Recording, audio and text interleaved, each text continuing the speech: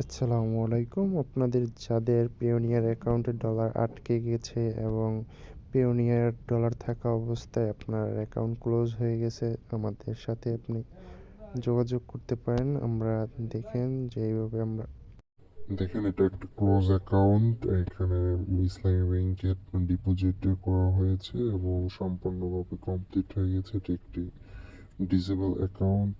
So আপনারা যদি চান, আপনাদের অ্যাকাউন্ট থেকে ডলার উইথড্র করতে পারতেছেন না, সো আমাদের সাথে যোগাযোগ করতে পারেন। আমরা আপনার অ্যাকাউন্ট থেকে সম্পূর্ণরূপে যত টাকা আছে সেটা আপনার ব্যাংকে উইথড্র করে দেওয়া হবে। আপনাদের বিভিন্ন সময়ে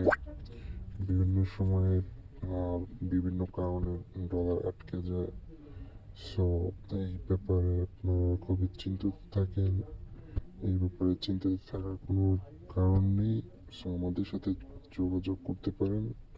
আমরা আপনার অ্যাকাউন্টে যত আটকে থাকা ব্যালেন্স সেটা আমরা পিওনিয়ার সাপোর্টের সাথে কথা বলে আপনার ব্যাংকে টাকা উইথড্র করে দেওয়ার মতো ব্যবস্থা করে দেওয়া হবে। এটা একটা লকড এবং ক্লোজড অ্যাকাউন্ট ছিল। সো এটা আমরা পিওনিয়ার সাপোর্টের সাথে কথা বলে আপনার ইসলামী ব্যাংকে